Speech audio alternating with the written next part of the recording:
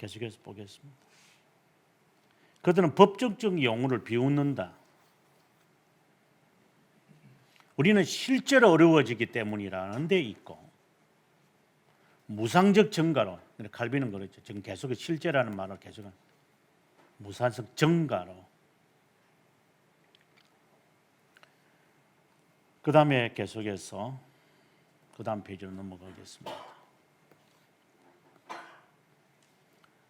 실제로 덮이고 용서하시고 범죄에 대하여 책임을 묻지 않는 자가 복이 있다라고 했는데 본질적이지 않습니다. 증가된 겁니다. 그 다음에 인성을 제거하겠다고 하는데 이제 신성으로만 의가 됐다고 했으니까 그렇다면 이 뭐예요? 신비주의자 되겠다는 거잖아요. 신비주의를 주장하겠다는 거거든요. 그래 오지한드가 신비주의자거든요. 본래 루터란주의가 신비주의에서 출발하잖아요. 루터도 신비주의자니까. 본래 그 사람의 독일 신학이라든가 그 다음에 그 독일에서의 있던 그 신비주의자들 그 사상을 늘 갖고 있었거든요, 사람이요. 그러니 이런 말들이 나올 수밖에 없죠. 그렇다면 그리스도는 자신의 인성에 관하여서 우리에게 의가 주신 것이 아니라 신성에 관해서라는 주장이고 이것이 중보자의 인격에서만 발견되지만 인간의 의가 아니라 하나님의 의라고 주장합니다. 이렇게 되면 인성을 제거하게 되겠다. 인성을 제거한다는 말이 결국은 우리가 순종의 증가를 인정 안 하겠다는 거잖아요. 그러니까 그리스도가 다 이루었으니까 우리는 그렇게 안 해도 구원받는 거야. 이것을 행함이 없는 믿음이라는 뜻으로 해석하겠다는 거예요. 근데 칼빈은 그렇게 하지 말라는 거죠. 행위를 자랑을 해서 그 의롭다 여김을 받는다고 보지 마라. 이 개념인데 이들은 이제 아르미니주의자는 그런 말 하거든요. 우리가 하나님 앞에서 믿음과 믿음의 순종을 어느 정도 하면 그분이 우리에게 하나님이 우리에게 그 불완전한 순종과 불완전한 믿음을 보고도 지속적으로 계속 하는 걸 보니까 저거 진짜 저거 기특하다 해서 우리에게 영생을 선물로 준다는 거예요. 지금 그거 이야기하겠다는 거거든요. 이런 사람들이 지금 이야기들이요. 그러니까 아주 칼빈이 지금 아르미니주의자는 등장하지 않았겠지만 그걸 예상하고 있는 것 같아요. 그 다음에 행위로 인한 의를 버려라. 믿음을 배제하라는 뜻이다. 오직 믿음이라는 말이 이런 말이 그 이야기합니다. 또 다른 말로는 의의 부분이 우리의 의, 여기서 우리의 의라고 하는 것은 자신이 생각하고 있는 그 justice가 있을 거예요. 옳다라고 여기지는 거, justice. 자기가 있을 거예요. 그거 내어 조금이라도 있다면 당신은 믿음만으로라고 하는 개념을 갖고 있지 않은 거다. 다 내려놔라는 거예요. 다 내려놔라. 그러니까 자기의 의라고 하는 것은 행위의 의가 있겠다. 나도 옳은 것이 있다고 이 생각이 있는 거거든요. 그거 포기 안 하면 믿음으로 의롭다 임금을 받는다는 개념하고는 상관없는 사람들이죠. 정말 이게 참 두려운 것 같아요. 이런 말들이.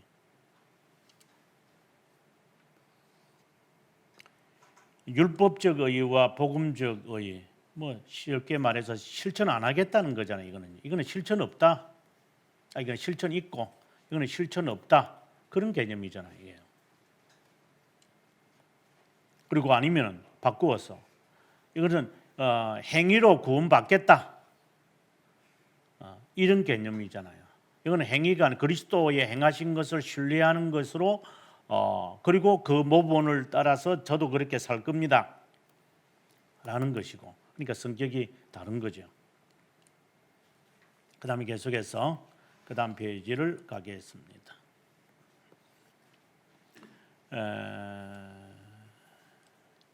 율법의 의인은 율법이 요구하는 것을 행함으로 구원을 얻는 것을 의미하고, 믿음의 의인은 그리스도께서 죽으시고 다시 일어나셨음을 믿는, 그래서 다른 말로 한다면 이제 도구라는 말이죠. 앞에서 살펴보았지만 성화와 의, 이거는 조금 제가 번역을 성화라는 말로 하기보다는 거룩이라는 말로 번역을 아마 하는 게 좀 더 맞는 것 같아요. 그러면 거룩과 의는 뭐죠? 그러면 아시겠죠? 이게 하나님의 형상이잖아요. 예. 우리가 중생의 목적이 뭐예요? 바로 중생의 목적이 뭐예요? 이라면 하나님의 형상이 회복되는 거예요. 그러니까 거룩과 의가 회복된 거예요.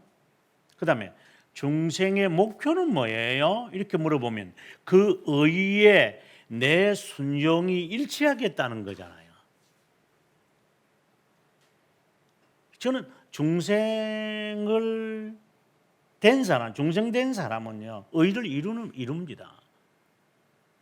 우리 그러나 여기는 간과하지 말아야 되는 게, 이제 불완전한 믿음은 있을 수 있죠. 불완전한 믿음은 있을 수 있죠. 그걸 핑계 삼아 가지고 의를 안 이루겠다라고 한다는 것은 그건 방종이죠. 그건 방종이에요. 그래서 칭의를 설명하는 마지막 19장에서 칼빈생이 방종을 금지하는 기독교인의 자유를 설명하고 마무리하는 거예요. 불완전한 믿음이라는 것을 방어 기제로 삼아 가지고 내가 좀 시간 지나면 환경이 좀 나아지면 저 바로 안 되겠습니까? 라고 하는 그 방종을 우리는 붙잡고 살아가거든요. 그건 방종이죠. 자유가 아니라. 그래서 여기는 의를 이루는 거고, 하나님의 준거 기준에 내 순종을 맞추는 것을, 그래서 칼빈은 이제 격렬한 노력을 해라. 엄청난 노력을 낸다. 빨리 가려고 하지 마라. 천천히 걸어가서 하나하나 꼭꼭 씹어서 인생을 살아가라. 스포츠카 타고 다니지 말고.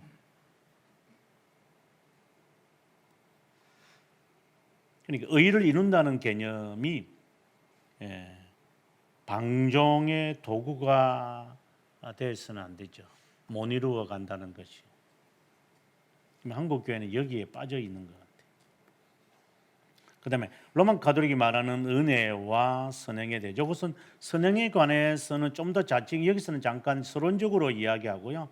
칼빈 선생이 나중에 이제 15장부터 시작해서 18장까지 이제 요 이야기는 나중에 하겠죠. 칼빈이 좀 더 자세하게. 그러나 이제 여기서는 하는 이야기는 하나의 아주 간략하게 이야기를 합니다. 여기 보시면 아주 흥미있는 이야기를 많이 합니다. 우리는 율법을 준수하기에 턱없이 부족하기 때문에 칭의의 가장 효과적인 행위들이 우리에게 가능하지 않다고 주로합니다. 로만 가톨릭은 믿음을 하나님으로부터 공로에 대한 보상을 기다리는 양심의 확신이라고 부릅니다. 이 공로 사상이랍니다. 하나님의 은혜를 무상적 의의 증가가 아니라 거룩을 추구할 때 도우시는 성령으로 봅니다. 그들은 하나님을 찾는 방법에 관심을 기울이지 않습니다. 그들이 그리스도로 말미암는 칭의를 두 가지로 말합니다. 심정의 그리스도의 죽으심으로 사랑이 일어나서 우리를 거룩하게 만들기 때문에 그분의 죽음이 우리를 어렵게 여긴다. 어우, 진짜 이거 한국 교회에서 주장하는 거 아니에요, 이거? 그죠?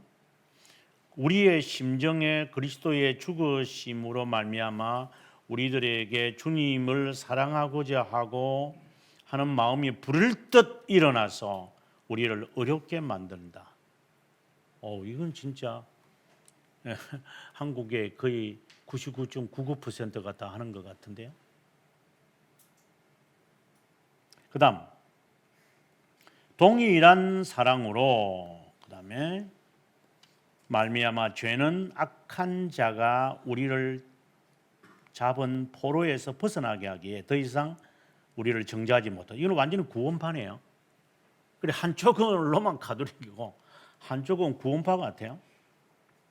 이 방법에서 알 수 있는 것은 칭의 안에서 하나님의 은혜를 어떻게 보는가 하는 것인데, 성령의 은혜로 말미암아 선행으로 지향한다는 것입니다. 이런 견해는 펠라기우스주의와 다를 바가 없습니다. 저는 만약에 여기에 덧붙인다면은 펠라기우스주의와 그 사상을 따르는 아르미니주의와 다를 바가 없다고 본다. 좀 시간이 지났으면 그렇게 될 것 같아요. 그러면 성경적 이신칭이라는 게 뭘까요? 보시면 행위에서 나온 자신의 견해로부터 떠나, 앞서 뭐라고 했냐면 자신의 의를 조금이라도 남아 있으면 안 된다 그랬잖아요. 자신의 의를 다 내려놓는 거예요. 이 말은 이제 자유의지를 내려놔라는 그런 말이 아니라 선을 행하여, 그러니까 선행이죠. 선을 행하여 하나님 앞에 의롭다 여겨질 수 있다, 이것이 가능하다라고 하는 것. 어느 정도 내가 이렇게 하면 하나님이 나에게 은혜를 베푸실 것이다 라고 하는 행위, 나의 어떠한 행위가 하나님에게 의의가 된다라고 하는 그 조그마한, 그것이 1마이크로그램이라도 있다면 그는 틀린 거다 이 말입니다. 이 정말 어려운 말인 것 같아요. 이런 걸 보면 우리가 이신칭의라고 하는 말을 얼마나 조심스럽게 개념을 파악해야 되는가. 그러니까 자랑할 데가 어디 있느냐. 그냥 청지기로서 내가 할 것을 했을 뿐인데, 교회에서 후닥닥 싸우는 거 보면 저것들이 지금 정신이 없나 있나 하는 생각이 드네요. 그 기독교는 아니니까 저래 이제 발걸음 붙이고 이제 큰 소리 치는 거잖아요. 의장님 하면서 뭐 재직할 때 보면은, 제가 어릴 때 부목사나 전도사나 그리고 어릴 때 청년 때 보면은 그 교회 집사들이나 이런 사람들 보면 재직회 때 공동회 할 때 보면 의장님 뭐 어쩌고 저쩌고 막 저는 무슨 소리인지 기억도 안 나면 따지고 이러면 앞에 있는 목사님이 당황을 하고 장로가 일어나고 집사 뭐 앉아 하니까 왜 발언권이 없습니까? 뭐 무슨 완전 도둑이 시장들 같아요. 지금에서 생각해 보면 저게 전부 다 늑대들이지 저게 양이냐는 생각이 들 때가 있죠.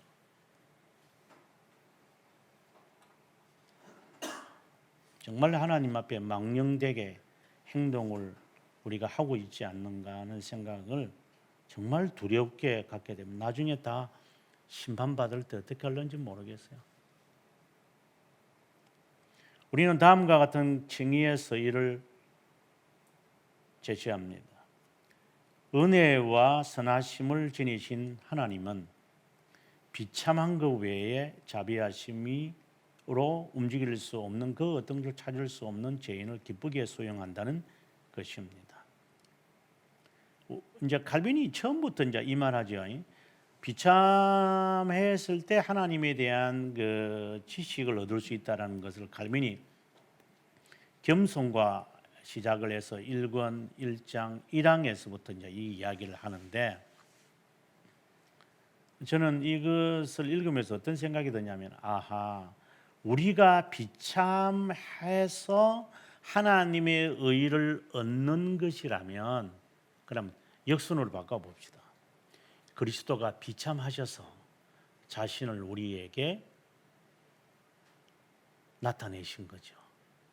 그분이 자신을 나타내는 것도 비참해서, 비참을 통해, 겸손을 통해, 온유를 통해서 나타내셨다면, 우리가 그분을 알고자 하고 믿는다고 한다면 비참에서부터 출발해야죠.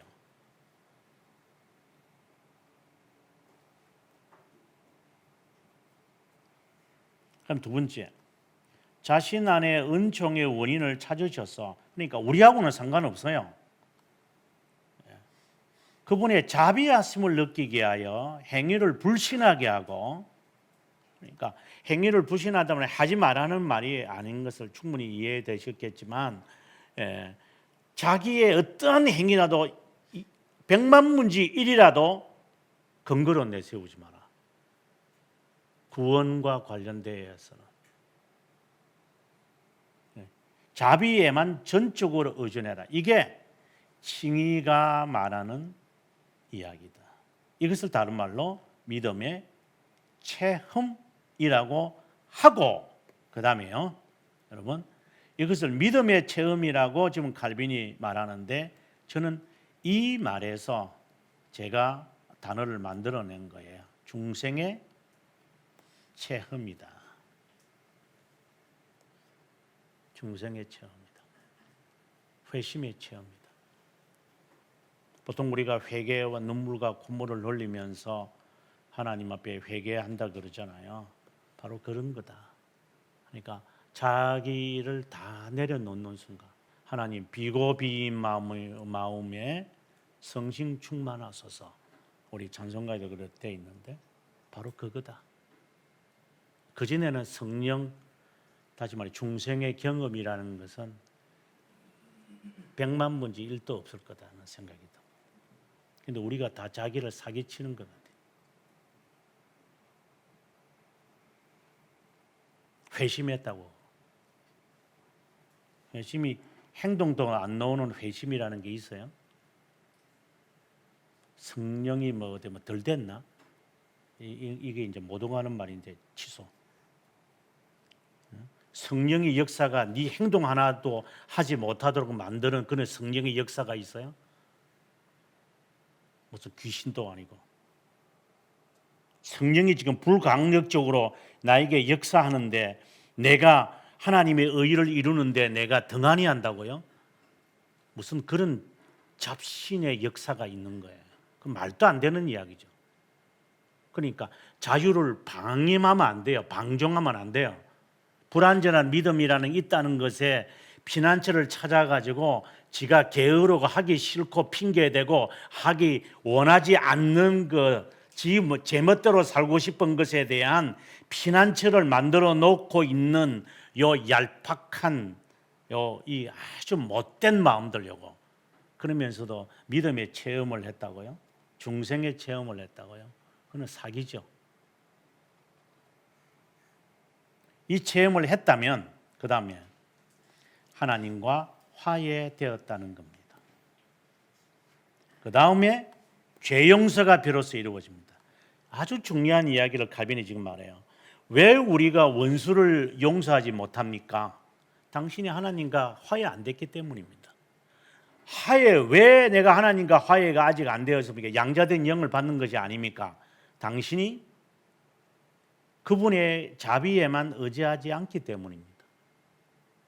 당신의 의라고 하는 것을 100만 분지 1, 1000만 분의 1이라도 아직도 갖고 있기 때문에 당신은 성령의 체험, 중생의 체험, 믿음의 체험을 당신은 지금 맛본 게 아닙니다. 그건 거짓말하지 마십시오. 그래서 나중에 칼빈이 하는 말을 우리 기억해야 돼요. 1000만 명 가운데 한 명도 없을 것이다, 이런 말을 나중에 하게 되었죠. 정말 저는 이걸 읽으면서 참 무섭다는 생각을, 칼빈이 오죽했으면 그런 말을 할까 하는 생각을 해봅니다. 믿음과 복음의 관계, 이 부분만을 한번 읽고 이 부분 읽고 마무리하도록 할게요. 복음에 제한된 의를 받고 수용하기 때문에 믿음은 어렵다 여겨지게 합니다. 이신칭의를 지금 여기서 말하는 것 같아요. 의가 복음을 통해 제한되기 때문에 행위에 대한 모든 생각은 배제됩니다. 복음과 율법을 구별할 수 있는 것은 바로 이러한 말씀들입니다 라고 우리에게 제시합니다. 율법은 의를 행위로 기인시키고, 조금이라도 복음은 무상의 의를 행위의 도움과 별도로 주어진다는 것입니다. 이런 측면에서 복음의 약속은 하나님의 자비함에 전적으로 의존하며 무상적이지만 율법의 약속은 행위의 조건에 의존하는 것입니다.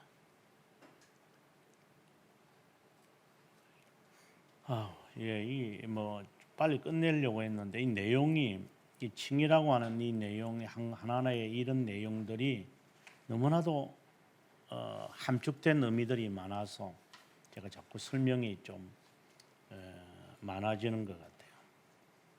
여러분 아무튼 오늘은 이제 여기까지 하고요. 다음 시간에 18항부터 다시 이제 칭의는 너무 귀한 진리라서 함축된 게 많은 것 같아요. 제가 기도하고 마치겠습니다.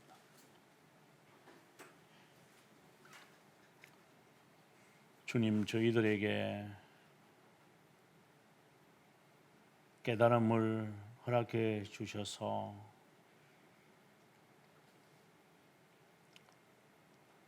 날마다 밤마다 침상을 눈물로 적시나이다 했던 다윗의 그 심정이 우리의 심정이 되어서 나는 날마다 죽노라 하였던 바울의 고백을 전율을 느끼며 깨닫게 하시기를 주님께 간구할 뿐입니다. 그리하여 칼빈이 저희들에게 그렇게 말해주고 싶었던 복음의 진리의 설명들과 진리를 저희들이 조금이라도 깨달아서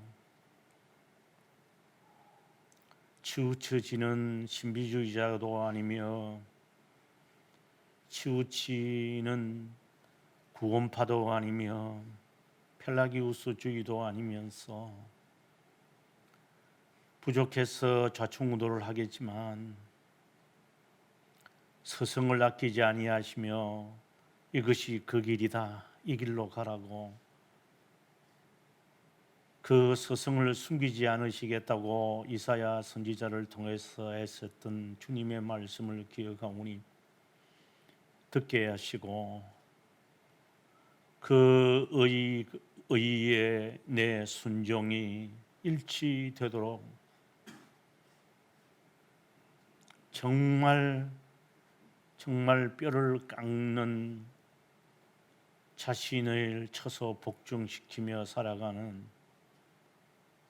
그리하여 베드로가 주님께 고백했던 것처럼 7번 용서하면 되는 거 아닙니까? 라고 하셨을 때 70번씩 7번이어야만 할 것이라고 하시면서 왜 용서가 우리에게 나타날 수 없었는 것은 오늘 칼빈의 설명처럼 하나님과 화해되지를 못했고, 하나님과 화해되지 못하는 것은 하나님의 자비에만 의존하지 않았고 나의 의를 조금이라도 남겨놓았다는 것인데,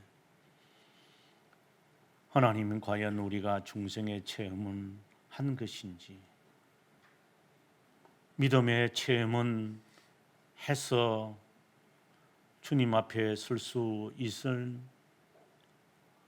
수 있을는지, 하나님 두렵고 무섭기만 하고 섬뜩해서 정말 신앙생활 이렇게 설렁탕을 먹듯이 해도 괜찮은 것인가?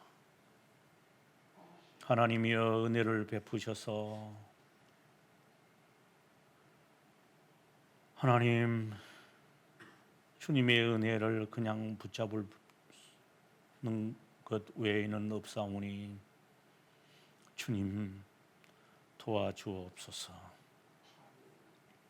간절히 바라며 우리의 구세주이시고 예수 그리스도의 이름으로 간곡히 기도합니다. 아멘. 감사합니다.